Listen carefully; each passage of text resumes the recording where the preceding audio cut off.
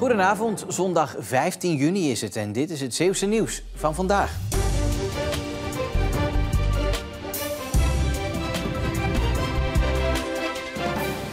Vijf, 4, 3, 2, 1.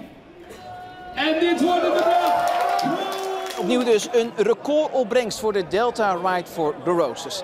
Maar dat geld kwam er natuurlijk niet zomaar. Daar moest een weekend lang voor worden gefietst. Vrijdag en gisteren in Goes en omstreken en vandaag in Terneuzen en West-Zeeuws-Vlaanderen. Ruim 5500 fietsers stonden er aan de start. Ietsjes minder dan vorig jaar, maar daartegenover staat dat er meer donateurs waren dan vorig jaar. En dat resulteerde dus in die recordopbrengst van ruim €569.000.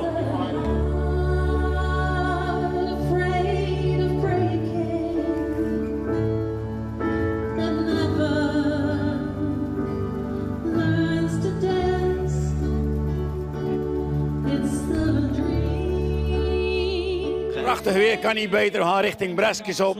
Tegen de wind, mee wind terug. Dus dat is allemaal leuk.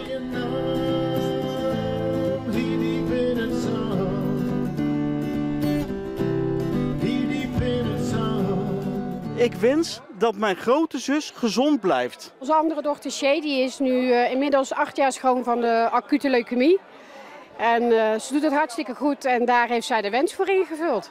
Ja, sterkte voor iedereen met deze vervelende ziekte, want ja, het is natuurlijk echt een rotziekte. En ik heb ook wel mensen in de familie die ook ziek zijn, dus ik weet waarvoor ik rij. Dus. Al met al dus een dag met een lach en een traan hier in Zeeuws-Vlaanderen. Maar bij dat recordbedrag blijft het niet. Ook nu kan er nog gedoneerd worden. En pas eind oktober wordt het definitieve eindbedrag bekendgemaakt. En dan pas weten we echt hoe groot dat recordbedrag gaat worden van die Delta Ride for the Roses 2025. Picknickplaatsen, bankjes en een nieuwe brede witte trap. Dit is de nieuwe dijkovergang in Walswoerde die vandaag feestelijk werd geopend. Kinderen groeven een schatkist op waar de sleutel in zat om de steiger officieel mee te openen. Zo? Ja. Dan draaien. Ja hoor, het is gelukt. In totaal krijgen 6 dorpen in Zeeuws-Vlaanderen een dijkvernieuwing.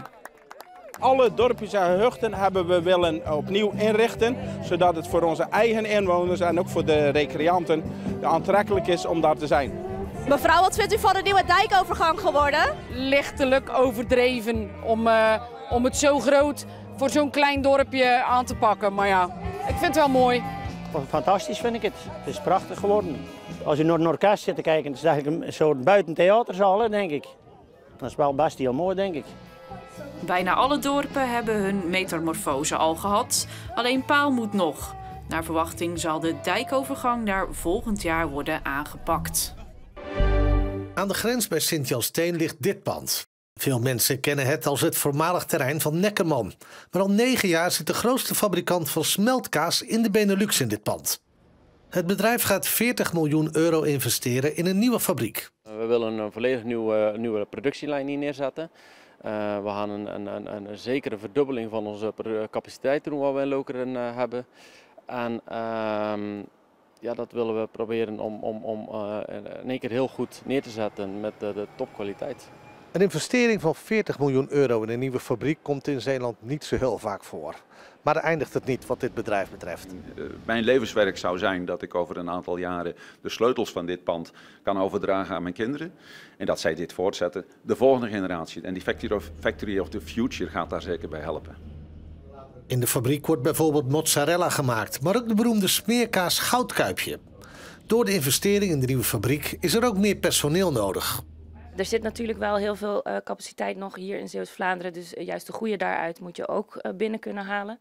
Maar dan moet je verhaal als bedrijf ook goed zijn. En dat moet ook kloppen bij elkaar. En dat moet je ook uitstralen. Dus ik denk dat we daarin echt al slagen hebben gemaakt in de laatste jaren.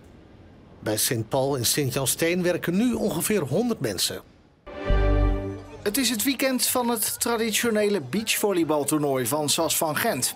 De eerste 28 edities van Savok Beach waren op het Keizer Karelplein midden in het centrum. Dit jaar voor het eerst op de Oude Sluis, iets verderop. Met 4 permanente velden en dat scheelt. Niet elke keer alles op te ruimen, net als elk jaar. Het is een prima locatie. Die is zo'n 3 jaar geleden tot stand gekomen, of eigenlijk het idee is tot stand gekomen. Wij stortten altijd 400 ton los op het Keizer Karelplein, wat best wel wat stress en risico's met zich meebracht. Dus wij kregen heel erg de wens voor een nieuwe vaste locatie en zo zijn we hier terecht gekomen. En nu? Gaat dit een boost geven aan het beachvolleybal hier in Zeeuws-Vlaanderen? Ik hoop en denk het eigenlijk wel, want we krijgen al heel veel vragen van mensen of ze hier niet buiten het toernooi om ook kunnen beachvolleyballen. Dus als die mensen allemaal doen wat ze nu vragen, dan wordt er veel meer gebeachvolleybald straks. Ja, want het blijft hier liggen, hè? Dus het jaar rond kan iedereen hier beachvolleyballen. Ja, in ieder geval in de maanden met goed weer, want in de herfst en de winter zou ik het niet aanraden om hier te komen beachvolleyballen. De zomerstop is nu net begonnen natuurlijk, dus ik denk dat er veel gebeacht gaat worden hier in het weekend en door de week.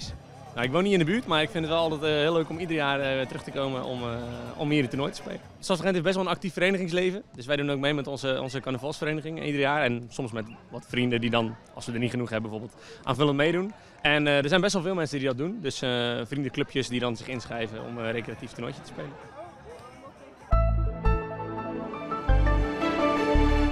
Het was vandaag een erg mooie zondag met flinke zonnige perioden. En we hadden vanmiddag ook af en toe te maken met enkele stapelwolken. En het weer vandaag en ook de komende dagen wordt beïnvloed door een uitlopen van een hoge drukgebied. Wat ervoor zorgt dat fronten op afstand worden gehouden en het overwegend droog zal blijven. Het was vandaag 20 tot 23 graden met een matige westelijke wind. En ook vanavond en vannacht is de wind zwak tot matig uit het zuidwesten tot westen. En we hebben nagenoeg helder weer, waarbij de temperaturen zullen gaan zakken naar 12 tot 15 graden. En ook morgen wordt het weer een mooie dag met flinke zonnige perioden en weinig wolken. En de middagtemperaturen komen maandag te liggen tussen 20 of 21 graden op de stranden en 22 tot 23 graden wat verder de provincie in.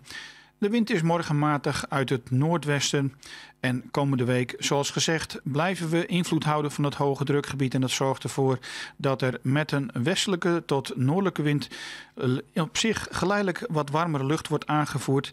En er sprake is van veel zon. De temperaturen schommelen tussen 23 tot 25 graden. Tot zover Zeeland Nu voor vandaag. Ik verwijs graag alvast even naar morgenavond. Dan is er na de nieuwsuitzending een speciale terugblik te zien op televisie, waarin alle hoogtepunten van het hele Delta Ride for the Roses weekend voorbij komen. Dat morgenavond. Voor nu nog een heel fijne avond en een goed einde van het weekend.